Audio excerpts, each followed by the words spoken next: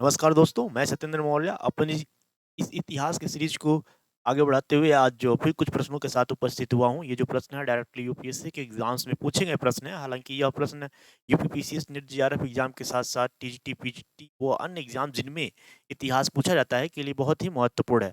ये जो प्रश्न है आधुनिक भारत के इतिहास से संबंधित है। इसमें मैं 5 प्रश्न है जिसको तथ्यों के साथ डिस्क्राइब करूँगा। हम इस इन प्रश्नों के माध्यम से इतिहास के बहुत बड़े सेक्शन को कवर करने का कोशिश करेंगे जो आधुनिक भारत के इतिहास से संबंधित होगा। साथ ही साथ इसके साथ ही हम कॉन्सेप्ट सीखेंगे और प्रैक्टिस भी करेंगे। चलिए हम अपने पहले प्रश्न को शुरू करते हैं। प्रश्न है निम्नलिखित युग्मों पर विचार कीजिए। राजनीतिक संगठन से संबंध व्यक्तित्व। देखिए कुछ ये राजनीतिक संगठन दिए हुए हैं और इनसे संबंधित कुछ व्यक्तित्व दिए हुए हैं। हमें बताना है कि इसमें से कौन सुमेलित है। कौन सुमेलित है? पहला है मद्रास महाजन सभा पी आनंद चार्लू। दूसरा है इंडियन लीग शिशिर कुमार घोष। तीसरा है Bombay association MG Ranade. MG Ranade वही हैं जो महादेव गोविंद रनाडे रनाडे थे। ठीक है, वही हैं। तो देखिए हम इन प्रश्न को सॉल्व करने से पहले कुछ इसके बारे में तथ्यों को जान लेते हैं। देखिए जो मद्रास महाजन सभा थी ना, पहले हम इसके बारे में डिस्क्राइब करेंगे। मद्रास महाजन सभा की यह मद्रास प्रेसिडेंसी में स्थित एक भारतीय राष्ट्रवादी संगठन थी। क्या थी? भारतीय राष्ट्रवादी संगठन थी। पहला क्या है?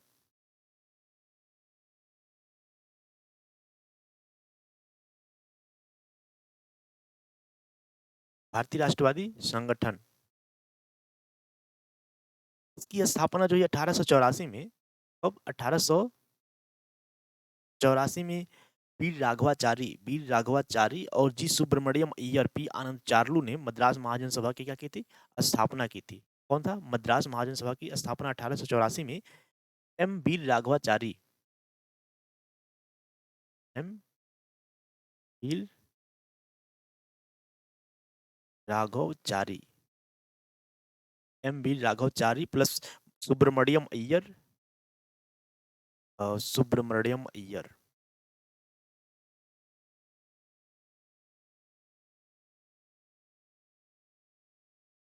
सुब्रमण्यम अय्यर जो कि सुब्रमण्यम अय्यर इन लोगों ने क्या की थी? मद्रास महाजन सभा की स्थापना 1884 में की थी।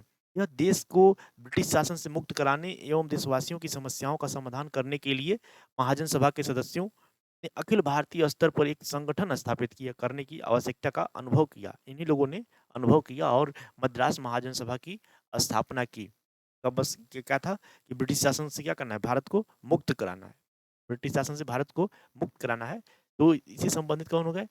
पी राघवाचारी, सुब्रमण्यम अय्यर और पी आनंद चार्लू।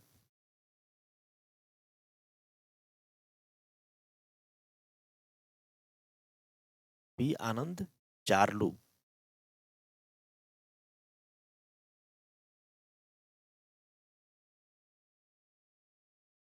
तो ये इससे संबंधित व्यक्तित्व हो गए। तो इस आधार पे हमारा जो ये पहला इसमें से हमें बताना है कि कौन सा सुमेलित है। ठीक, तो हमारा पहला क्या है? सुमेलित है। हम दूसरे कथन पे जाते हैं। तो शिशिर कुमार घोष। शिशिर कुमार घोष ये एक प्रसिद्ध भारतीय पत्रकार थे। ये क्या थे? यह पत्रकार थे।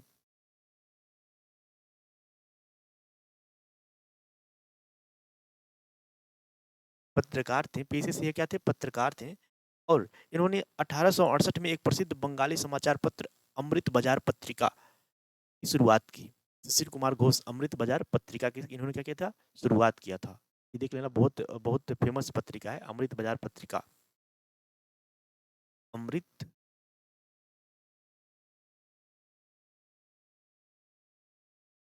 बाजार पत्रिका। अमृत बाजार पत्रिका की जो संपादन था ना वो उन्होंने शिशिर कुमार घोष ने ही शुरू किया था। तो यह पत्रकार थे और अमृत बाजार पत्रिका का क्या किए थे? प्रकाशन किए थे। यस, यह जो है इन्होंने साथ ही बंगाल में संबद्ध एक स्वतंत्रता सेनानी भी थे। ये बंगाल में जो उस समय के चल रहे थे ना, अब आंदोलन चल रहा था भारतीय स्वतंत्रता आंदोलन इसी तो उसमें क्या थे? यह एक स्वतंत्रता सेनानी भी थे। ठीक है, सेनानी लिख दे रहा हूँ। ठीक, सेनानी फ्रीडम फाइटर्स भी थे। इन्होंने 1875 में और देखिए इन्हों इन्होंने लोगों में राष्ट्रवाद की भावना को प्रेरित करने के उद्देश्य से 1875 में इंडिया लीग की शुरुआत की। उन्होंने लोगों के अंदर क्या हो राष्ट्रीयता की भावना पैदा हो, इसको पैदा करने के लिए इंडियन लीग की स्थापना की है। इंडियन लीग, इंडियन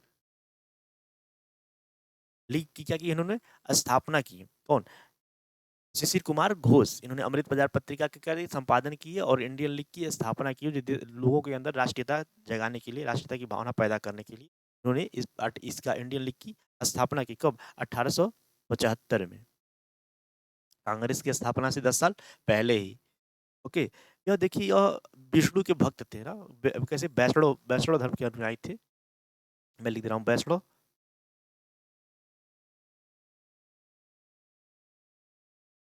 वैष्णव धर्म के यह अनुयायी थे। साथ ही इन्होंने रहस्यवादी संत जो थे चैतन्य महाप्रभु के, जो बंगाल में थी ना, वो चैतन्य महाप्रभु, उन पे इन्होंने एक बुक भी लिखा। उस बुक का नाम है भगवान गौरांग। ठीक है, भगवान गौरांग या सॉल्वेशन फॉर ऑल। भगवान गौरांग को गौरांग भी कहा जाता है ना, भगवान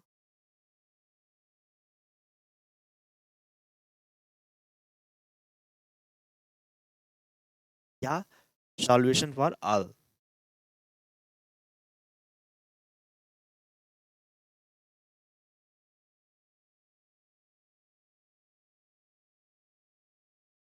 सॉल्वेशन फॉर ऑल, इन्होंने क्या लिखा था? बुक लिखा था। ये किसके ऊपर था? भगवान चैतन्य के ऊपर आधारित था यह बुक, भगवान गौरांग या सॉल्वेशन फॉर ऑल। तो इस बुक का नाम याद रखना है, अमृत बाजार पत्रिका और इंडियन लीग या भगवान गौरांग या सॉल्वेशन फॉर ऑल। तो यह, अब देखिए हम आते हैं अपने तीसरे पे। तीसरा है हमारा बॉम्बे प्रेसिडेंसी से संबंधित है। जो बॉम्बे प्रेसिडेंसी एसोसिएशन की शुरुआत हुई थी 1885 में शुरू हुई थी। कब? 1885 में। 1885 में जो कौन सा ये इसी समय कांग्रेस की भी स्थापना हुई थी ना 1885 में। तो 1885 में ही बॉम्बे प्रेसिडेंसी एसोसिएशन की भी शुरुआत हुई थी, जिसके संस्थापक थे फिरोज शाह मेहता, बदरुद्दीन तैयब जी और केटी तैलंग। फिरोज शाह मेहता, बदरुद्दीन तैयब जी और केटी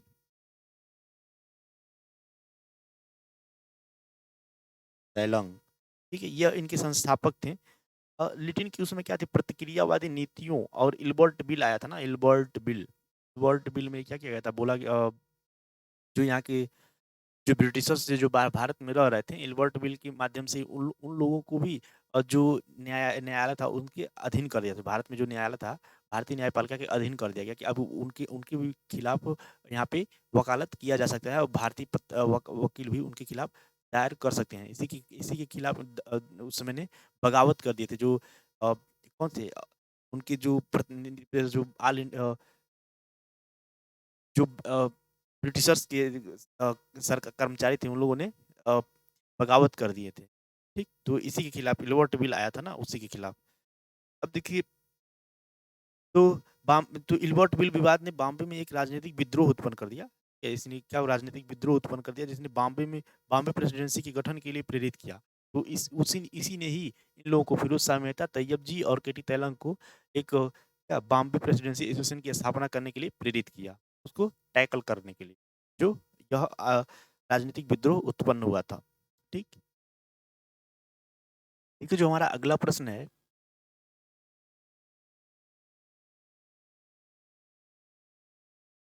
देखिए हमारा अगला प्रश्न है, भारत पर यूरोपीय विजय के संदर्भ में डचों ने अपना प्रथम कारखाना कहाँ स्थापित किया था? 4 ऑप्शन दिए हैं, सूरत, मछलीपट्टनम, बॉम्बे, चंद्रनगर। चारों में से हमें एक बताना है। मैं बताना चाहूंगा कि डच डच डच जो है, नीदरलैंड के निवासियों को अभी भी डच कहा जाता है ना, नीदरलैंड, नीदरलैंड। ठीक है, यह एक यूरोपीय कंट्री है। ठीक है, नीदरलैंड, इसकी राजधानी कहाँ है? हेग, द हेग बोलते हैं ना, द हेग। यहीं पर international court of justice, international court of justice के कहाँ पे, इसकी यहीं पे हेग में ही क्या है, हेड क्वार्टर है। ठीक है, इंटरनेशनल कोर्ट ऑफ जस्टिस, ठीक यहीं पे इसकी हेड क्वार्टर भी है। तो नीदरलैंड के निवासियों को डच कहा जाता है। अब देखिए, जो 1602 में नीदरलैंड की यूनाइटेड ईस्ट इंडिया कंपनी का गठन किया गया था। 1602 में यूनाइटेड ईस्ट इंडिया कंपनी का क्या किया गया था, गठन किया गया था। 1602 में। जो ये होता है ये डच सरकार का है, क्या था इसमें अ, डच सरकार का इसमें प्रतिनिधित्व था। इसमें डच सरकार द्वारा भारत सहित ईस्ट इंडीज में, ईस्ट इंडीज कौन थे? West Indies, east Indies. East Indies मतलब इंडिया वाले से संबंधित है, ठीक है। और वेस्ट इंडीज मतलब वहाँ वेस्ट इंडीज है जो कैरिबियन कंट्रीज हैं, छोटे छोटे आइलैंड नेशन है, वो उनको बोला जाता है अमेरिका के पास। तो वो वेस्ट इंडीज है और ये इंडिया क्या है? ईस्ट इंडीज है। अब देखिए, तो इन्होंने क्या किया, जो ये कंपनी गठित की गई थी यूनाइटेड ईस्ट इंडिया कंपनी का गठन किया गया था, इसे डच सरकार द्वारा क्या की थी? मान्यता प्रदान की गई, अनुमति प्रदान की गई। तो डचों ने अपना प्रथम कारखाना 1605 में, तो वहां से वो क्या की, जब उसको अनुमति दे दी गई कि ईस्ट में जाकर व्यापार कर सकते हैं, तो फिर उन्होंने आके 1605 में मछलीपट्टनम में यहाँ पे आंध्र प्रदेश के मछलीपट्टनम में, एपी मतलब आंध्र प्रदेश, ठीक है, कि मछलीपट्टनम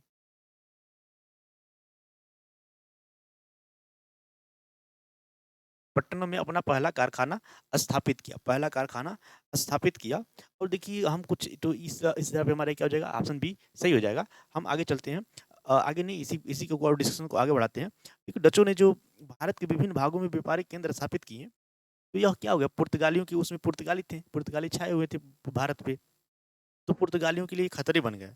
पुर्तगालियों के व्यापार के लिए क्या हो गया? एक खतरे बन गए। तो उन्होंने पुर्तगालियों से मद्रास, जो क्या है मद्रास पहले इसमें मद्रास का नाम चेन्नई है, तो मद्रास के निकट नागापट्टनम, नागापट्टनम पर के लिए अधिकार कर लिए। जो मद्रास के पास था एक पोर्ट था नागापट्टनम, तो उसमें क्या के लिए अधिकार कर लिए और दक्षिण भारत में इसे अपना मुख्यालय बना दिए, नागापट्टनम, ठीक है।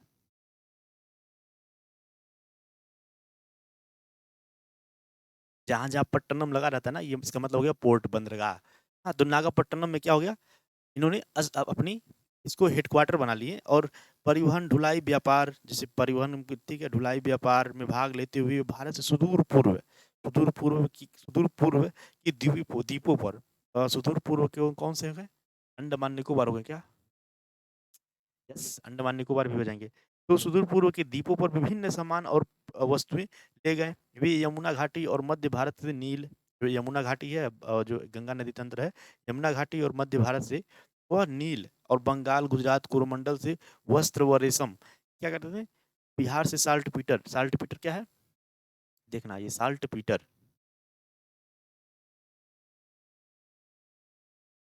सोरा, इसी को बोलते हैं सोरा।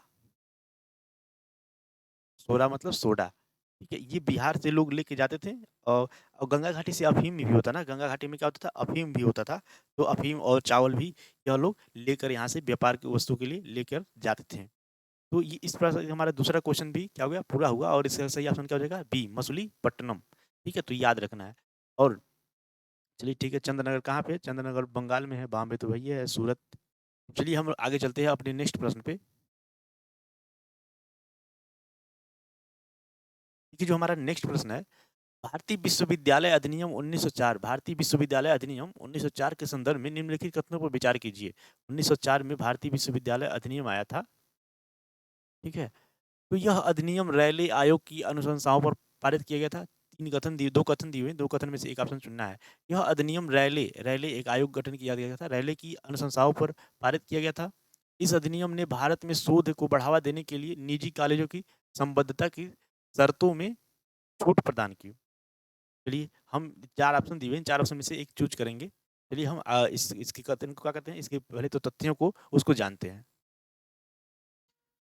देखिए जो सितंबर 1901 में, सितंबर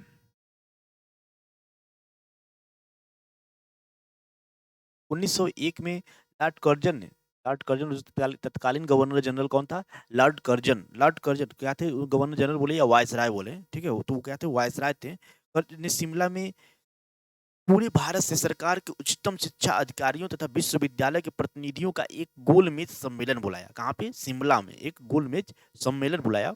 मैं यहाँ लिख दे रहा हूँ गोलमेज सम्मेलन। ये वो गोलमेज सम्मेलन नहीं है जिनमें गांधी जी वाला, गांधी जी और बी आर अम्बेडकर जाते थे, वो नहीं है। अभी गांधी जी कहाँ पे हैं? साउथ अफ्रीका में है। गोलमेज सम्मेलन कहाँ पे? शिमला में। पूर्व में सम्मेलन शिमला में बुलाया। सम्मेलन की शुरुआत वायसराय के भाषण से हुई। तो वायसराय ने भाषण दिया, उसके बाद इस सम्मेलन की क्या हुई, शुरुआत हुई, जिसमें उसने भारत में शिक्षा के सभी क्षेत्रों की समीक्षा की। इसमें शिक्षा के सभी क्षेत्रों में क्या की इन्होंने समीक्षा की और उसका उस पे बहस हुआ कि मतलब देश में शिक्षा का असर कैसा है और उसे कैसा होना चाहिए, ठीक है? उस पे बहस किया गया। इसके पश्चात 27 जनवरी 1902 को 27 जनवरी 1902 को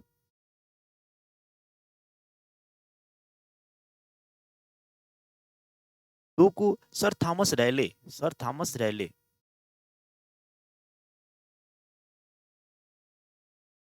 रैले की अध्यक्षता में एक आयोग गठित किया गया, आयोग की नियुक्ति की गई, जिसका उद्देश्य भारत में विश्वविद्यालयों की स्थिति किसके लिए था? यह विश्वविद्यालयों के था, ठीक है? यह किसके लिए था?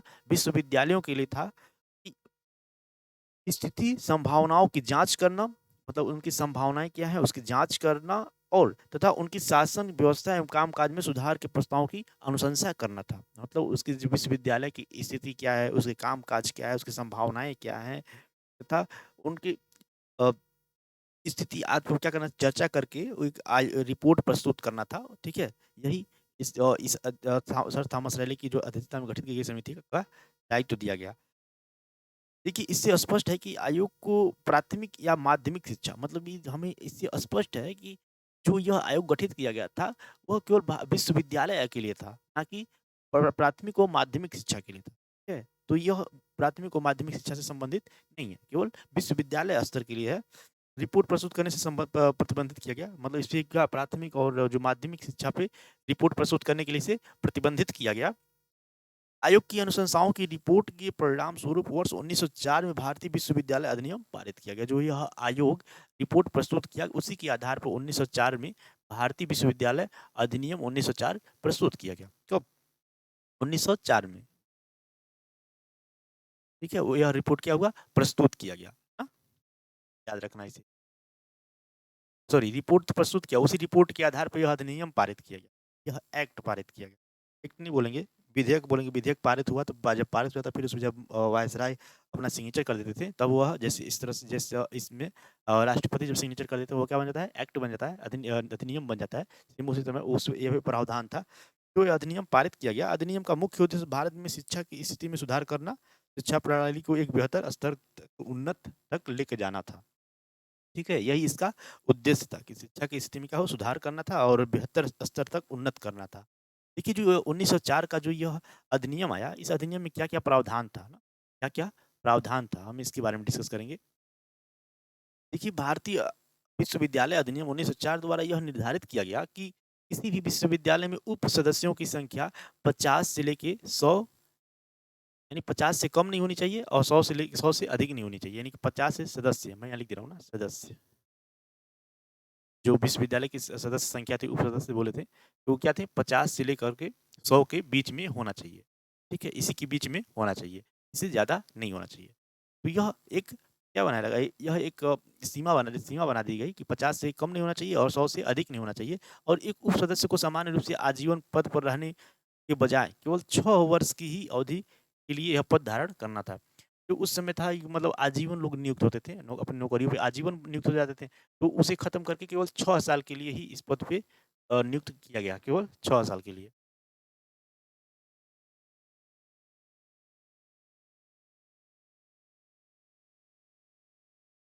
ओनली फॉर 6 इयर्स, ठीक है? केवल 6 साल के लिए ही इस पद पे नियुक्त किया जाने का प्रावधान किया गया। देखिए, भारतीय विश्वविद्यालय अधिनियम 1904 द्वारा सीनेट की संरचना के लिए निर्वाचन के सिद्धांत को प्रस्तुत किया गया। ठीक है? जो उस समय जो सीनेट होता था, जो विश्वविद्यालय की प्रशासन की देखभाल करते थे, जो प्रशासनिक व्यवस्था की देख करते थे, उसमें सीनेट क्या होता था, एक सीनेट जैसे होता है ना कि कैबिनेट किचन, जो कैबिनेट टाइप का, तो वह वही जो विश्वविद्यालय होता था, उसके रोज-रोज का नियम और उसका संचालन ये सीनेट द्वारा ही की जाती है। तो इस सीनेट की संरचना के निर्वाचन के सिद्धांत को प्रस्तुत किया गया ना, इसमें सीनेट की क्या हुई, एक निर्वाचन, सीनेट की जो उस समय का निर्वाचन होता था, इसके लिए एक सिद्धांत प्रस्तुत किया गया कि इस अधिनियम के अनुसार, ठीक है, इसमें निर्वाचन का एक सिद्धांत प्रस्तुत किया गया ना कि कैसे उन्हें कि निर्वाचित किया जाएगा और कितने साल के लिए, 6 साल के लिए निर्वाचित किया जाएगा। तो मद्रास, कलकत्ता और बॉम्बे के विश्वविद्यालयों में 20 उप सदस्यों तथा अन्य विश्वविद्यालयों में उप सदस्यों की निर्वाचन किया जाएगा। मतलब यह दिया गया कि मतलब मद्रास, कलकत्ता और बॉम्बे के प्रेसिडेंसी विश्वविद्यालयों में 20 उप सदस्यों की क्या हुआ निर्वाचन किया जाएगा। अब बाकी अन्य जगहों पे यानी कि जो प्रेसिडेंसी थी उनमें 20 और बाकी अन्य विश्वविद्यालयों में 15-15। ठीक है? तो ये याद रखना है ना, यह याद रखना है क्या कि मद्रास, बॉम्बे और मद्रास, बॉम्बे, कलकत्ता इन तीनों प्रेसिडेंसियों में कितने 20 सदस्य और बाकी अन्य में 15-15 सदस्यों की क्या गया प्रावधान किया गया। देखिए अब मान्यता प्राप्त जैसे उसमें मान लीजिए एक विश्वविद्यालय होता है, उससे संबंधित बहुत सारे कॉलेज होते हैं जो उसे मान्यता प्राप्त होते हैं। जो मान्यता प्राप्त करने की अ, शर्तें थी उसे क्या कर दिया गया उसमें कठोरता लाया गया, ठीक है? उसमें और कठोर बना दिया गया। जैसे शिक्षा के स्तर को बढ़ाने के लिए सिंडिकेट द्वारा उच्च शिक्षा प्रदान करने वाले कॉलेजों के निरीक्षण की माँग की जा सकती थी। तो उसे मतलब निरीक्षण करने की माँग की जा सकती है, किसके द्वारा? सीनेट के द्वारा। तो वो निरीक्षण कर सकते थे, इसके जो कॉलेज हुआ करते थे। तो निजी कॉलेजों को दक्षता का जो निजी कॉलेजों की दक्षता थी, दक्षता तथा उचित मानक बनाए रखने की आवश्यकता थी। तो आवश्यकता थी उसी को देखते हुए जो महाविद्यालय थे उन पे निरीक्षण बढ़ा दिया गया। ठीक है? उसे संबद्धता या असंबद्धता प्रदान करने के लिए शासन की स्वीकृति आवश्यक थी। मतलब वो अ, विश्वविद्यालय से क्या होता है संबंध कर सकते थे या असंबद्ध करने के लिए पहले हमें ऊपर से किसी स्वीकृति शासन की स्वीकृति आवश्यक थी। ओके, तो यह याद रखिएगा यानी कि शासन की स्वीकृति अनिवार्य कर दी गई। इसके लिए महाविद्यालयों के लिए।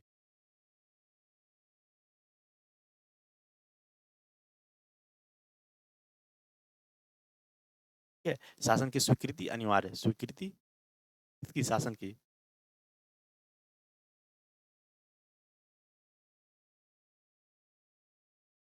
अनिवार्य कर दी गई। और देखिए आगे हम चलते हैं। देखिए सरकार के पास संशोधन और सुधार करने मतलब सरकार के पास संशोधन और सुधार करने तथा विश्वविद्यालयों के सीनेट द्वारा बनाए गए नियमों को स्वीकृति देने संबंधी अधिकार आरक्षित थे।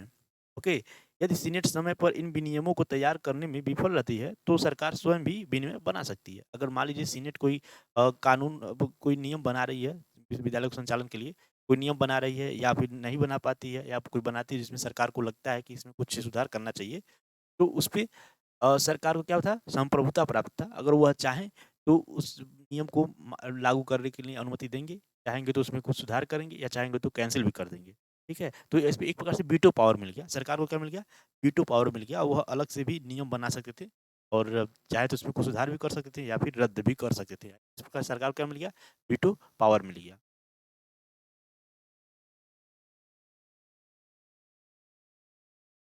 वीटो पावर मिल गया सरकार को ना इस पे कानून बनाने के लिए। देखिए जो हमने डिस्कशन किया है, डिस्कशन के आधार पे इस प्रश्न को सॉल्व करें, तो यह अधिनियम रैले आयोग की अनुशंसाओं पर पारित किया गया था। रैले आयोग ना जिसमें लॉर्ड कर्जन ने इसकी क्या कहती है समिति का गठन किया था किसके किसकी अध्यक्षता में? रैले आयोग की अध्यक्षता में। यह सही है। दूसरा इस अधिनियम ने भारत में शोध को बढ़ावा देने के लिए निजी कॉलेजों की संबद्धता की शर्तों में छूट प्रदान की, छूट नहीं प्रदान की बल्कि और कठोर कर दिया। तो ठीक है, तो यानी कि दूसरा क्या है? गलत है। पहला क्या हो जाएगा? सही। पहला ऑप्शन सही हो जाएगा। हम चलते हैं अपने अब अगले प्रश्न पे। हमारा अगला प्रश्न है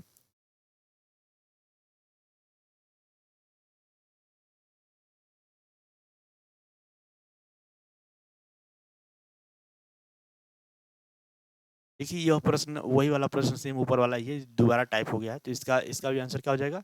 इसका भी आंसर केवल एक। हम चलते हैं आगे।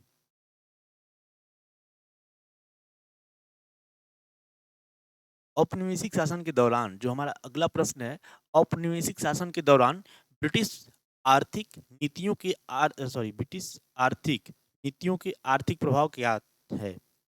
ठीक है, ब्रिटिश नीतियों के आर्थिक प्रभाव क्या है? ये आर्थिक नहीं लगा, यहाँ पे 2 बार हो गया है।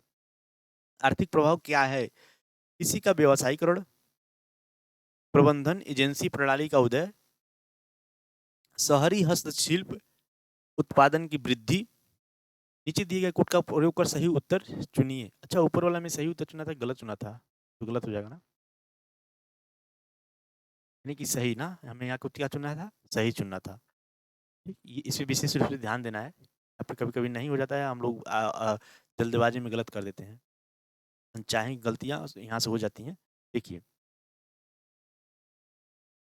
देखिए वर्ष 1793 और 1813 1793 और 1813 के मध्य ब्रिटिश विनिर्माताओं द्वारा, देखिए ध्यान से सुनिएगा, ब्रिटिश विनिर्माताओं द्वारा कंपनी एवं इसके व्यापारिक एकाधिकार, जो ब्रिटिश के जो विनिर्माता थे, उद्योगपति थे, उद्योग धंधों में संलग्न व्यक्ति थे, उन लोगों ने क्या किया, जो यहाँ पे ईस्ट इंडिया कंपनी की जो मोनोपोली था इंडिया में, ठीक है, विशेषाधिकार था, उसको तोड़ने के लिए क्या किया, वहाँ की सरकार पर दबाव बनाया कि उन लोगों को भी क्या मिले, मौका मिले कि वो भी जाएं भारत में और वहाँ पे व्यापार करें और व्यापार करके लाभ कमाएं। तो उसको मोनोपोली को, विशेषाधिकार को तोड़ने के लिए एक अभियान प्रारंभ किया और वो ईस्ट इंडिया कंपनी के जो ये विशेषाधिकार था उसे तोड़ने में भी सफल हो गए, सफल हुए। इसके साथ ही भारत में तो जब वह सफल हो गए तो और होड़ मच गया कि कौन सबसे अधिक क्या कमाएगा, लाभ कमाएगा। तो इसके लिए क्या कि यहाँ जो भारत के यहाँ पे जो यहाँ के कृषि का क्या था कि वाणिज्यीकरण करने लगे। वहाँ के जो जो विदेशों से जो वहाँ पे इंग्लैंड से जो सामान यहाँ पे आता था उसपे आयात शुल्क हटा दिए, ठीक है। निर्यात, भारत में जो क्या किया, निर्यात के शुल्क लगा दिए, ठीक है। निर्यात यानी कि भारत से बाहर सामान जा ही ना पाए, इंग्लैंड में जा ही ना पाए, यहाँ के व्यापारी ना ले जा पाए, ताकि ज़्यादा लाभ कमाने के लिए यहाँ से सामान ना ले जा पाए और वहाँ से जो वहाँ के उद्योग धंधे थे उसको फायदा पहुँचाने के लिए वहाँ से सामान लेकर खुद आए और इंडिया में बेचें, ज़्यादा लाभ कमाएं।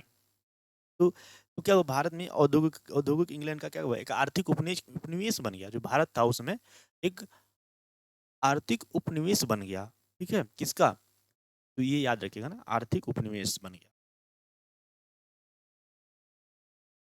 और इसे मैं थोड़ा सा स्क्रॉल कर दे रहा हूँ कि मुझे यहाँ ज़्यादा लिखूंगा इसमें, ठीक है। क्या बन गया, आर्थिक उपनिवेश बन गया।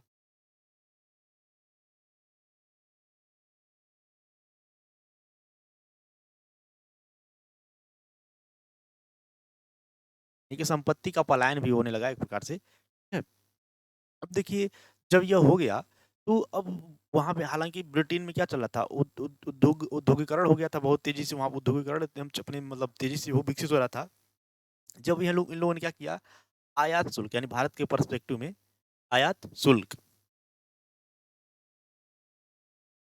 आयात शुल्क।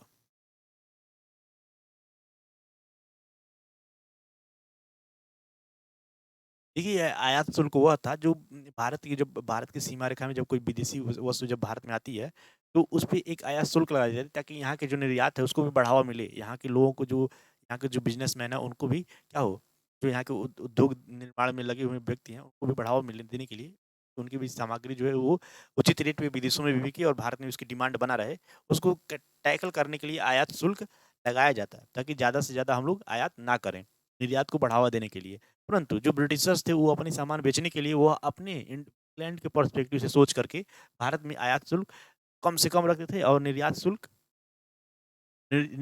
अधिक से अधिक रखते थे ताकि यहाँ से सामान विदेशों में ना जा पाए। जब निर्यात शुल्क क्या किए, बढ़ा दिए, आयात शुल्क क्या किए, घटा दिए, घटा दिए, प्लस निर्यात शुल्क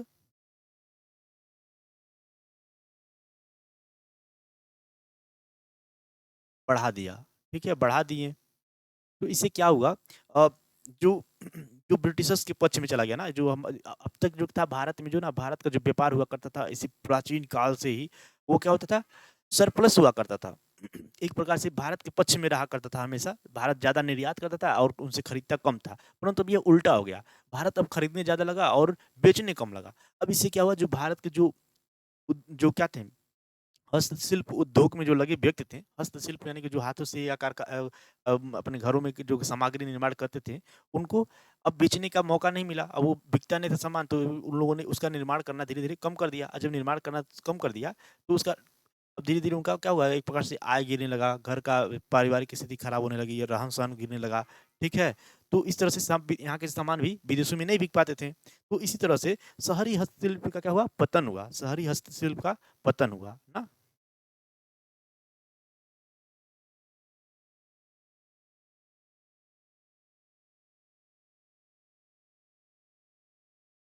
शहरी हस्तशिल्प का क्या हुआ, पतन हुआ, ठीक है। तो यह इसमें तो भारत के निर्यात और आयात की संरचना में इन परिवर्तनों का परिणाम विभिन्न शहरी हस्तशिल्प उत्पादों की मांग में तेजी से क्या हुई, गिरावट थी, जो एक समय में अत्यधिक प्रसिद्ध और समृद्ध हुआ करती थी, ठीक है। तत्पश्चात भारत में ये शहरी हस्तशिल्प इंग्लैंड के कारखानों में बड़े पैमाने पर उत्पादित सस्ती विनिर्मित विनिर्मित वस्तुओं के भारत में निःशुल्क आयात द्वारा निःशुल्क आयात शुल्क क्या कर दिया गया, कम कर दिया गया, द्वारा उत्पन्न चुनौती का सफलतापूर्वक सामना करने में असमर्थ हो गए। अब वह जो ब्रिटेन के जो उद्योग धंधों से उद्योग वहाँ पे कारखानों में जो निर्मित वस्तु थे और यहाँ पे जो हाथ से बनाए हुए थे, उसका वह मतलब उसका टैग सामना नहीं कर पाए और वह भारत में आके सस्ते-सस्ते बेचते थे और यहाँ के जो वस्तु थी उसमें लागत ज़्यादा होता था, तो महँगा होता था, कोई खरीदता नहीं था। तो इस तरह से क्या हुआ, भारत के उद्योग धंधे थे वह हस्तशिल्प उद्योग था वह उसपे मतलब लगाम लग गया एक प्रकार से, विकसित नहीं हो पाई।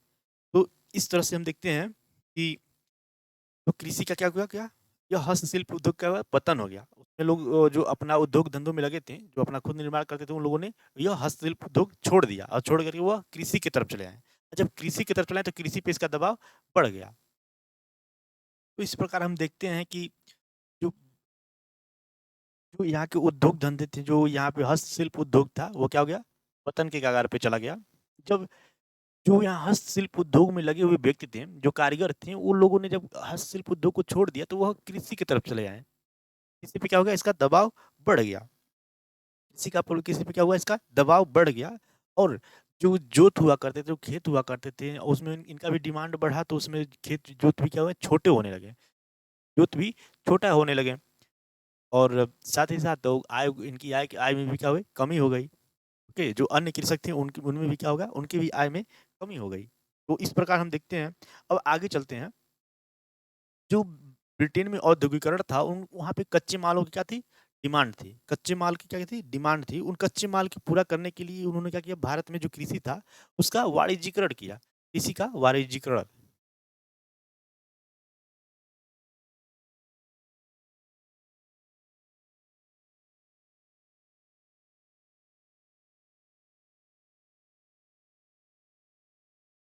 कृषि का क्या हो गया? व्यावसायीकरण हो गया। अब तक जो भारत में जो किसान कृषि किया करते थे, वह उपभोग प्रधान था। कैसा था? उपभोग प्रधान था। वो बस अपनी आवश्यकताओं की पूर्ति के लिए ही कृषि का उत्पादन किया करते थे। जो विशेष उत्पादन होता था, वो उससे विनिमय किया कर लिया करते थे, वस्तु विनिमय कर लिया करते थे, अपने बस ज़रूरत के अनुसार ही किया करते थे। तो परंतु जब यहाँ ब्रिटेन में औद्योगिकरण हुआ और भारत में जब ब्रिटेन में वो कच्चे मालों का जब डिमांड हुआ, तो भारत में उस डिमांडों को पूरा करने के लिए जो कृषि का यहाँ पे क्या किया गया? किया गया, वाणिज्यीकरण किया गया। जिसमें चाय, कॉफ़ी, नील, अफ़ीम, कपास, जूट, गन्ना, तिलहन आदि क्या थे? नकदी फसलों का क्या गया? वृद्धि की गई, बढ़ावा की गई। जो ये क्या थे? वहाँ पे उद्योग धंधों में का डिमांड था। तो अनेक वाणिज्यिक फसलों कृषि का आरंभ की गई, ठीक है? जो भारत में पारंपरिक कृषि था, उसपे क्या हुआ? उसका क्रमिक अ, एक बार से ह्रास हुआ, तो कृषि के वाणिज्यीकरण के रूप में जाना गया, ठीक है? इस मतलब कृषि का क्या हुआ? वाणिज्यीकरण हुआ और उसमें जो जो नकदी फसल है, उसको बढ़ावा दिया गया। तो घरेलू उपभोग के लिए सभी प्रकार की फसलें उगाने जैसे परंपरा रही है भारत की।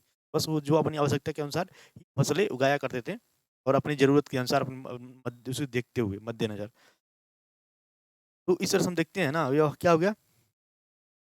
यह सर्वाधिक लाभ पे क्या हुआ था? बेचा जा सकता था। जो ये फसलें थी, कौन थी? चाय, कॉफ़ी, नील, अफ़ीम, कपास, जूट, गन्ना और तिलहन आदि वाणिज्यिक फसलों को क्या किया गया? बढ़ावा दिया गया। तो ये हालाँकि देखिएगा, ये जो उस समय जो अकाल आया करता था, इसी समय अकाल आने शुरू हो गए, भूखमरी फैलने लगा, ठीक है? इसपे क्या हुआ? सरकार का नियंत्रण मतलब जैसे कि लोगों का नियंत्रण खत्म हो गया। वो अपनी आवश्यकताओं के अनुसार फसल नहीं उगाते थे, वो सरकार के अनुसार उगाते थे और सरकार अपने फ़ायदा के लिए इन जो वाणिज्यिक फसलें थी, इनका बढ़ावा दे रही थी।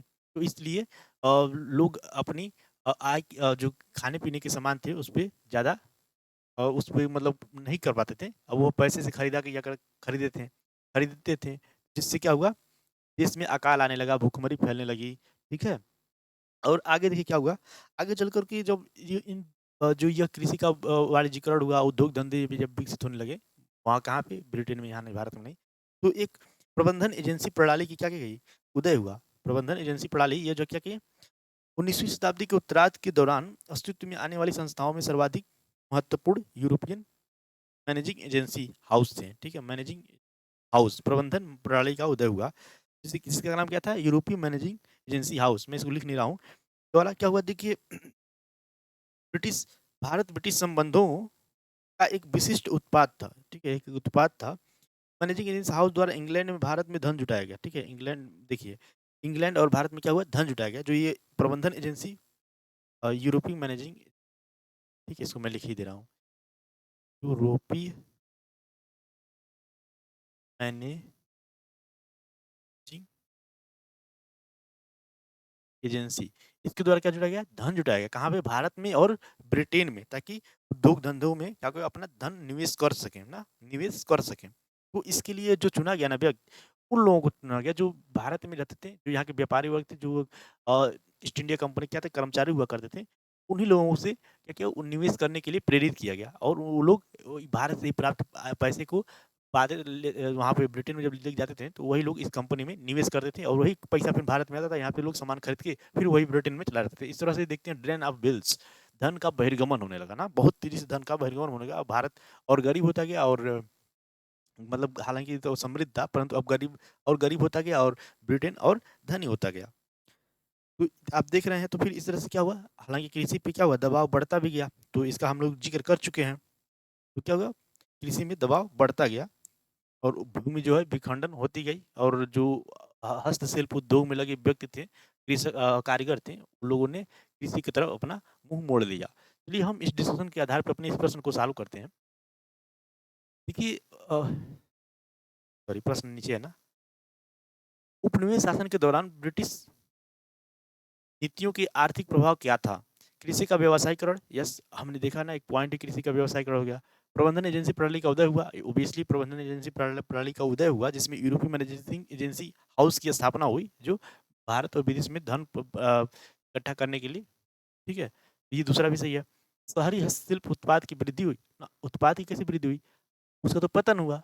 शहरों में हस्तशिल्प उद्योग हुआ करते, तो उसका पतन हुआ, वृद्धि तो नहीं हुआ। इस तरह से ये क्या हो जाएगा, गलत हो जाएगा। ओके, उस तरह से भी ये गलत ही होता है, क्योंकि पहला दूसरा सही है और कोई ऐसा ऑप्शन है नहीं कि जिसमें तीनों हो। तो इस तरह से ये भी वैसे गलत हो जाता है। इस तरह से हमारा क्या हो गया, ऑप्शन ए सही हो गया, ऑप्शन ए सही हो गया। तो हम देख रहे हैं कि ना, इस तरह से हम किसी प्रश्न के 360 डिग्री डिस्कशन करने का भी कोशिश कर रहे हैं और साथ ही साथ कॉन्सेप्ट सीख रहे हैं और अपना रिवाइज भी कर रहे हैं। तो इस तरह से हम देख रहे हैं कि मतलब कई कई पहलू हमारे साल हो रहा है ना। तो देखिए, जो हमारा अगला प्रश्न है, अगला प्रश्न प्रश्न है, लॉर्ड लिटन के कार्यकाल में भारतीय सिविल सेवा परीक्षा के लिए अधिकतम आयु सीमा को 21 वर्ष से घटाकर 19 वर्ष कर दिया गया। तत्कालीन आरंभिक राष्ट्रवादियों ने इस घटना का विरोध किया। राष्ट्रवादियों ने इस घटना क्या किया, विरोध किया। निम्नलिखित में से कौन सा संगठन मुख्य रूप से भारतीय सिविल सेवा आंदोलन के लिए उत्तरदायी था? इंडियन लीग, ठीक है, इंडियन लीग, शिशिर कुमार घोष ने की थी ना इसकी स्थापना, इंडियन लीग की। यस, इंडिया लीग की शिशिर कुमार घोष ने ही स्थापना किया था। इंडियन एसोसिएशन ऑफ कलकत्ता, ये मद्रास महाजन समिति, ये ईस्ट इंडिया एसोसिएशन। 4 ऑप्शन दिए हुए, इन 4 ऑप्शन में से हमें क्या करना है, एक चुनना है। चलिए हम इसके जो तथ्य हैं, तथ्यों को पहले देख लेते हैं, फिर उन तथ्यों के आधार पर प्रश्न को सॉल्व करेंगे।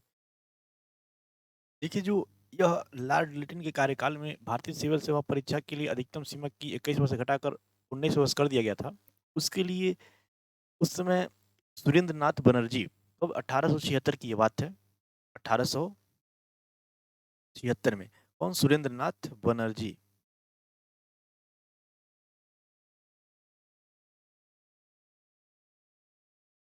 ये अभी एक सिविल सेवक ही थे, या हालांकि ये एग्जाम उत्तीर्ण किए थे, बाद में इस्तीफा दे दिए थे। ठीक है, तो इन्होंने क्या किया, सुरेंद्र नाथ बनर्जी, आनंद मोहन बोस, सुरेंद्र नाथ बनर्जी और आनंद मोहन बोस ने इंडियन एसोसिएशन ऑफ कलकत्ता की क्या की है, स्थापना की है। ठीक है, 1876 में सुरेंद्र नाथ बोस हो गए और आनंद मोहन, सुरेंद्र नाथ बनर्जी और आनंद मोहन बोस, आनंद मोहन। तो आनंद मोहन बोस और सुरेंद्र नाथ बनर्जी दोनों लोगों ने मिल करके इंडियन एसोसिएशन ऑफ कोलकाता की क्या की, स्थापना की है।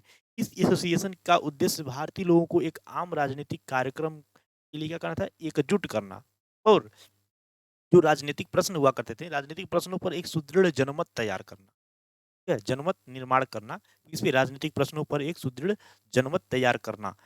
ठीक है, इनका यह क्या था, उद्देश्य था।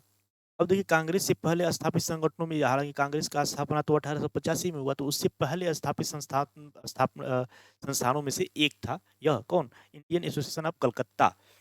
तो देखिए, इसने सर्वप्रथम भारतीय सिविल सेवा परीक्षा के लिए अधिकतम आयु सीमा को 21 वर्ष से घटाकर 18 वर्ष कर दिया गया था। ठीक है, का मुद्दा उठाया। इसका मुद्दा उठाया इन्होंने पूरे मतलब ब्रिटिश भारत में और ब्रिटेन में भी इसका मुद्दा मुद्दा उठाया कि यह क्या है, अनुचित है। तो सुरेंद्र नाथ बनर्जी के नेतृत्व में जिन्होंने स्वयं भारतीय सिविल सेवा की परीक्षा क्या किए थे, उत्तीर्ण किए थे, स्वयं भारतीय सिविल सेवा की परीक्षा उत्तीर्ण किया था, ने इसका मुद्दा उठाने के लिए आगे बढ़ चढ़ के आए। तो एसोसिएशन ने लॉर्ड लिटन द्वारा अधिकतम आयु सीमा को कम करने की इस प्रतिक्रियावादी नीति के विरुद्ध एक अखिल भारतीय आंदोलन का आयोजन किया। ठीक है, ये सुरेंद्र नाथ बनर्जी और आनंद मोहन बोस की जो पार्टी थी, इंडियन एसोसिएशन ऑफ कलकत्ता संगठन, इसी ने ही इस मुद्दे को पूरे भारतीय ठीक है राष्ट्रीय नेशनल लेवल पे इसे उठाया और इसके विरुद्ध इसके लॉर्ड लिटन के समक्ष प्रस्ताव पेश किए, विरुद्ध एक अखिल भारतीय आंदोलन का आयोजित भी किया। इस आंदोलन को लोकप्रिय रूप से भारतीय सिविल सेवा आंदोलन भी कहा जाता है ना, भारतीय सिविल सेवा आंदोलन, तो याद रखना इसे क्या कहा जाता है, भारतीय सिविल सेवा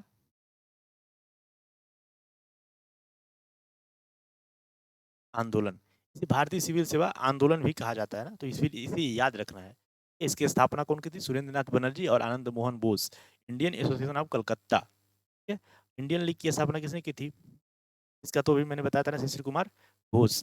मद्रास महाजन सभा, देखिए इसके हो गए शिशिर कुमार घोष।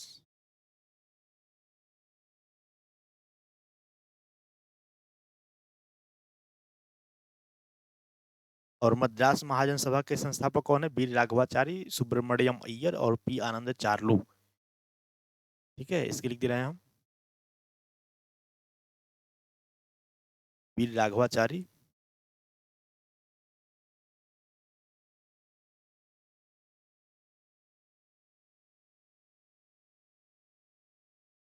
ठीक है, वीर राघव चारी, वीर राघव चारी और पी आनंद चार्लू, पी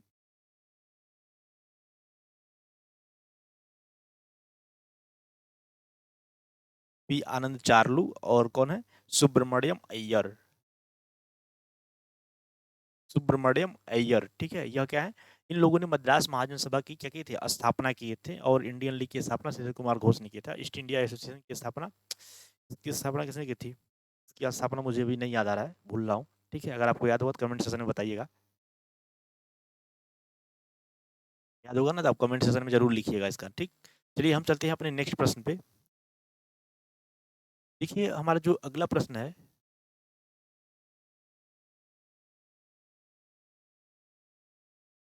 अगला प्रश्न है ब्रिटिश भारत के अंतर्राष्ट्रीय मामलों के संदर्भ में, इसके ब्रिटिश भारत की अंतर्राष्ट्रीय मामलों के संदर्भ में लॉर्ड ऑकलैंड की अग्रगामी नीति, फॉरवर्ड पॉलिसी से संबंधित निम्नलिखित कथनों में से कौन सा से सही है, यानी कौन कथन सही है, हमसे यही पूछा गया है। वह चाहता था कि चीन के विरुद्ध इंग्लैंड और रूस में मित्रता स्थापित हो जाए, इसके विरुद्ध, चीन के विरुद्ध कि इंग्लैंड और रूस में मित्रता स्थापित हो जाए, हालांकि आगे चल के कुछ थोड़ा सा मित्रता हुआ, परंतु देखते हैं। वह मध्य एशिया में रूसी विस्तारवाद का सामना करने के लिए, वह मध्य एशिया में रूसी विस्तारवाद का सामना करने के लिए अफगानिस्तान को एक ब्रिटिश अनुकूल बफर राज्य बनाना चाहता था ना।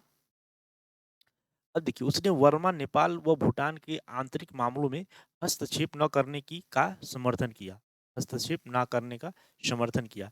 तिब्बत के लिए एक आक्रामक दृष्टिकोण का पालन किया। उसके मद्देनजर रूस का जो विस्तारवादी था, उसके मद्देनजर तिब्बत के लिए क्या किया, आक्रामक दृष्टिकोण का पालन किया। चलिए हम इन सभी कथनों को देखते हैं और इसके इसके जो तथ्य हैं, तथ्यों को पहले ऊपर डिस्क्राइब करते हैं, फिर इसके बाद अपने इस प्रश्न को सॉल्व करेंगे। या देखते हैं हम, देखिए वर्ष 1836 में ना लॉर्ड ऑकलैंड जो गवर्नर जनरल के भारत आया, ठीक है, उसने उस समय जो तेहरान था ना, इराक, तेहरान कहाँ, इराक की राजधानी ना तेहरान, यस तेहरान, तेहरान से जो था रूसी प्रसार संबंध में भयप्रद समाचार क्या होता उसमें आना शुरू हो गया था भारत में, साथ ही साथ विश्व में समाचार आया कि मध्य एशिया में रूसी महत्वाकांक्षा 1801 में जॉर्जिया पे क्या किया, अधिकार कर लिया। देखिए 1801 में रूस ने ना जॉर्जिया पर अधिकार कर लिया, 1801 में रूस ने क्या कर लिया,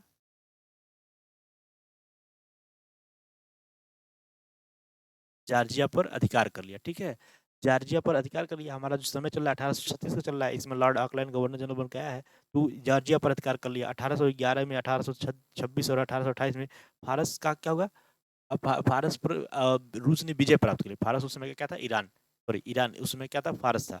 उसमें अ, यानी ईरान इसमें क्या हुआ? पराजित हो गया, जिससे अब यह भय उत्पन्न हो गया कि क्या, कि अब रूस भारत की तरफ बढ़ जाएगा।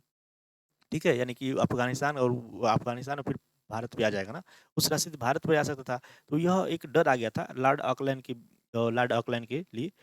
तो इससे क्या हुआ? तो जो जो ईरान पराजित हुआ था, उसने रूस को एक बहुत बड़े अपने क्षेत्र को क्या कर दिया था, जो कैस्पियन सागर से लगता हुआ था क्षेत्र, उसने रूस को देना पड़ा था, देने के लिए मजबूर हो गया था। ठीक है, तो अंग्रेजों की उस समय जो फरात नदी थी ना, दजला और फरात नदियाँ, ठीक है, तो उस फरात नदी का जो उसमें क्या था, जो मार्ग था भारत के लिए क्या करना था, प्रयोग करना था, मतलब भारत के आने के लिए, जाने के लिए, भारत से आने जाने के लिए तो प्रयोग करना था। उनका योजना भी क्या हो गई, विफल हो गया। जो फरात नदी था ना, उससे आने जाने का आवागमन का साधन था, वह विफल हो गया, उनका प्लान विफल हो गया। अब देखिएगा, तुर्कुमन चाई इस संधि है, याद रखिएगा ना, तुर्कुमन चाई, तुर्कोमन चाई, पर नाम टेढ़ा है पर मेरा है, तुर्कोमन चाई, ठीक है, की संधि 1828 में हुई थी। जैसे फारस में बढ़े हुए रूसी प्रभाव ने भारत पर संभावित रूसी प्रसार के संबंध में अंग्रेजों को चिंतित कर दिया। यह संधि किसी किसी बीच में हुई थी, फारस और रूस के बीच में हुई थी। इस तुर्कोमनचाई संधि के तहत ईरान ने अपने एक बहुत बड़े क्षेत्र को, जो कैस्पियन सागर से लगता हुआ था, उसे रूस को दे दिया था, उसे रूस को दे दिया था। ठीक है, तो इससे क्या हुआ? और देखिए, उसमें जो भारत में प्रवेश करने के लिए दर्रे थे ना, ये कौन दर्रे थे? उत्तर पश्चिमी सीमा प्रांत में थे दर्रे। ठीक है, तो उन दर्रे जो थे, उसी उसी के रास्ते रूस क्या हो सकते थे, आ सकता था, भारत में प्रवेश कर सकता था। हालांकि वह रूस जो है भारत और वर्तमान में पाकिस्तान, सॉरी अफगानिस्तान और पाकिस्तान की सीमा पे है। ठीक है, तो उस पर पकड़ बनाने के लिए, ब्रिटिशर्स ने उसे पकड़ बनाने के लिए, या अफगानिस्तान में क्या हो, जो जो ब्रिटेन का एक सहयोगी कोई राजा हो, जो उसे क्या हो, सहानुभूति रखता हो। अगर वैसा कोई राजा आ जाए, जो ब्रिटेन में राजा था या शासक था, वो शासक हो जाए, तो उसे क्या होगा, रूस की जो प्रसार वाली नीति है, उससे ब्रिटेन का क्या कर सकता है, हेल्प कर सकता है। तो अफगानिस्तान में एक मित्र शासक के अधीन होना चाहिए था, ऐसा लॉर्ड ऑकलैंड ने सोचा कि ठीक है। तो समकालीन राजनीतिज्ञों का मत था कि हेरात के पतन का अर्थ, मतलब ईरान, हेरात मतलब अफगानिस्तान के पतन, अफगानिस्तान का अगर पतन होता है, तो उससे क्या होगा, अ, भारत की सीमा किसी भी संभावित आक्रमण के लिए क्या हो जाएगी, राजनीतिक और भौगोलिक दोनों ही रूप से अंतिम बाधा टूट जाएगी। अगर हेरात का पतन होता है, तो उससे भारत का जो जो भौगोलिक सीमा है, उसे अच्छा करने का जो है, वो टूट जाएगी। तो इसलिए उसने कहा कि अफगानिस्तान को एक बफर राज्य क्रिएट करने की कोशिश की, और अफगानिस्तान में जो शासक हो, वह ब्रिटिश के अनुकूल हो, ब्रिटिशर्स के अनुकूल हो, मतलब वो इनसे सहयोग करे, सहभागिता करे। ठीक है, इनके साथ साथ सहभागिता करे। तो लॉर्ड पामर्स्टन और ऑकलैंड ने, जो ब्रिटिश विदेश सचिव रह चुके थे, जो लॉर्ड ऑकलैंड थे और लॉर्ड पामर्स्टन, ठीक है, ये भी और कोई शासक है, और ब्रिटिशर्स हैं। तो ये लोग क्या कहते हैं, पहले ब्रिटेन के विदेश विदेश सचिव थे। वे दोनों अग्रगामी नीति के क्या थे, समर्थक थे, दोनों अग्रगामी नीति के समर्थक थे। अग्रगामी नीति, अग्रगामी नीति की क्या थी, ये दोनों समर्थक थे। और जो नीति है, इसके बारे में भी हम देखते हैं। ठीक है, अफगानिस्तान को ब्रिटेन की राजनीतिक परिधि में लाना चाहते थे। ये चाहते थे कि जो अफगानिस्तान है, वो भारत की क्या हो, राजनीतिक परिधि में हो। ठीक है, और वो बफर राज्य के रूप में उसे क्रिएट करना चाहते थे। इसी के मद्देनजर 1848 में, ठीक है, 1800 सॉरी 38 में, 1838 में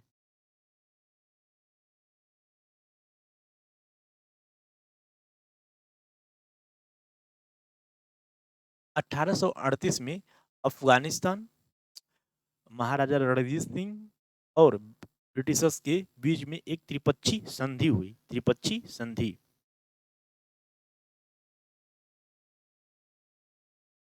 त्रिपक्षीय संधि हुई।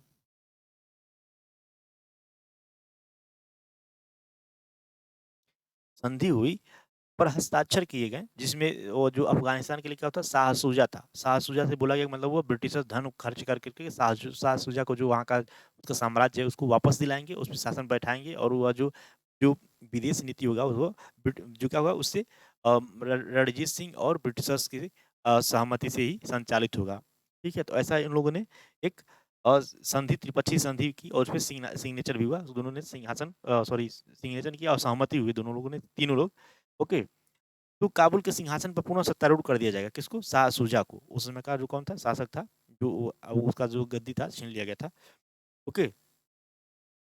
देखिए, कंपनी परोक्ष रूप से केवल धन व्यय करेगी। कंपनी केवल धन व्यय करेगी और उसके बदले में शाह शुजा ने यह वचन दिया कि वह अपने विदेश संबंधी सिखों और अंग्रेजों की सलाह के अनुसार ही चलाएगा। वो अपनी विदेश नीति जो है जो वह हुआ अंग्रेजों और सिखों के राय के अनुसार ही चलाएगा।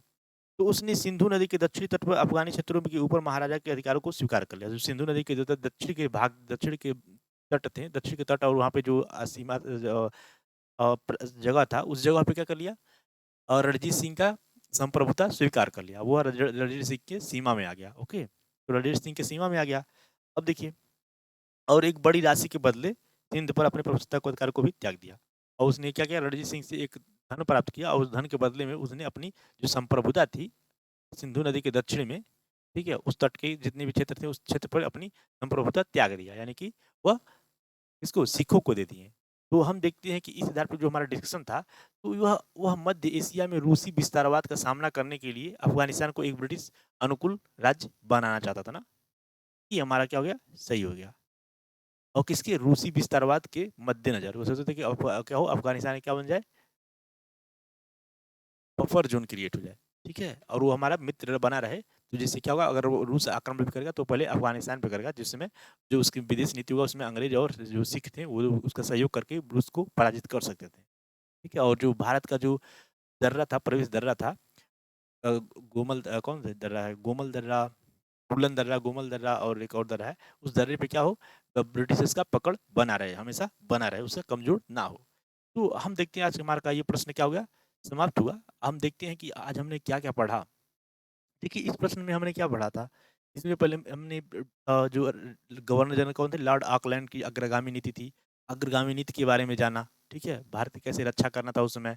इसमें हमने देखा का इंडियन लीग की स्थापना हुई, Indian Association of Calcutta, Madras Mahajan Sabha, East India association के बारे में जाना, ठीक है? सुरेंद्र नाथ बनर्जी, आनंद मोहन बोस, शिशिर कुमार घोष, भारतीय सिविल सेवा के आंदोलन, इसे कहा गया, ठीक है? और देखिए, जो औपनिवेशिक शासन के दौरान ब्रिटिश नीतियों के आर्थिक प्रभाव के बारे में हमने डिस्कशन किया। इसके बारे में तो मैंने बहुत डिस्कशन किया। शहरी हस्तशिल्प उद्योग का क्या हुआ, पतन हुआ, कृषि का वाणिज्यीकरण हुआ, यूरोपीय मैग्नेजिंग एजेंसी का गठन हुआ, जो भारत और इंग्लैंड में धन का क्या कर देते हैं, इकट्ठा कर देते थे, और आर्थिक उपनिवेश बन गया भारत। आयात शुल्क घटा दिया गया, निर्यात शुल्क, सॉरी, आयात शुल्क, बट ये अगर आप देखोगे तो ये गलत हो गया होगा ना। आयात शुल्क क्या कर दिए गए, बढ़ा दिए गए, हाँ? बढ़ा दिए गए, जिससे क्या हो, आयात शुल्क बढ़ा दिया गया, जिससे आयात क्या होगा, हतोत्साहित हो गया, हतोत्साहित हो गया, ये मैं गलत लिख दिया था, क्या लग रहा है।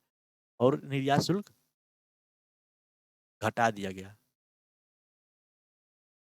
ठीक है, जिससे क्या हो गया, निर्यात शुल्क घटा दिया गया, तो इससे निर्यात क्या होगा, वृद्धि हुई, निर्यात में वृद्धि हो गई, सॉरी, निर्यात घटा दिया गया, बट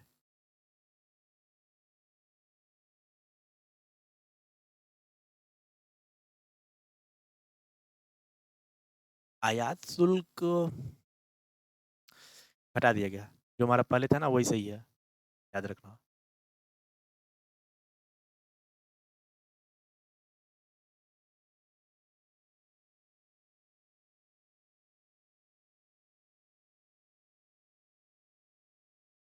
ठीक है, तो इससे क्या हो गया, देखिए, आयात शुल्क घटा दिया गया, तो आने वाले सामान क्या होगा, खूब ज़्यादा सामान आने लगे और निर्यात शुल्क में बढ़ा दिया गया, तो अब निर्यात हतोत्साहित हो गया, निर्यात क्या हो गया, हतोत्साहित हो गया, निर्यात हतोत्साहित हो गया, ओके। और इसमें आयात में क्या हो गई, वृद्धि हो गई, वृद्धि हो गई, ठीक है। तो अब चलिए हम अब आगे चलते हैं। भारतीय विश्वविद्यालय अधिनियम के बारे में हमने जाना ना, लॉर्ड रायले की अध्यक्षता में, लॉर्ड रायले की अध्यक्षता में गठित की गई थी। उस समय गवर्नर जनरल कौन थे? लॉर्ड कर्जन, जिसने बंगाली विभाजन के लिए भी यह क्या था? जिम्मेदार था। भारतीय विश्वविद्यालय अधिनियम 1904 के हमने यहाँ पर डिस्कशन किया। ओके, गोलमेज सम्मेलन हुआ शिमला में। और भारत भारत पर यूरोपीय विजय के संदर्भ में डचों ने अपना प्रथम कारखाना कहाँ पे खोला? मछलीपट्टनम में खोला। देखिए, मछलीपट्टनम हो गया। और बॉम्बे, चंद्रनगर और सूरत, ठीक है ना, सूरत। और आगे चलते हैं हम, साल्ट पीटर, सोरा, सोरा को बोलते हैं साल्ट पीटर। देखिए, मद्रास महाजन सभा पी आनंद चार्लू, इंडियन लीग श्री कुमार घोष और बॉम्बे एसोसिएशन महादेव गोविंद रनाडे ने इसकी स्थापना किए थे। ओके, चलिए इस तरह से हमारा ये आज का सेशन खत्म हुआ।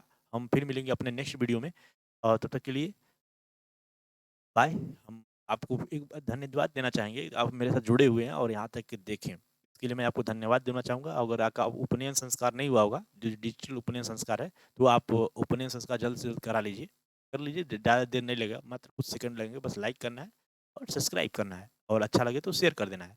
इसलिए उपनयन संस्कार यहाँ पे संपन्न हो जाता है। तो आप मेरे साथ जुड़े रहिए और पढ़ते रहिए, पढ़ाते रहिए, एंजॉय करते रहिए। तब तक के लिए बाय। हम फिर मिलेंगे नेक्स्ट वीडियो में।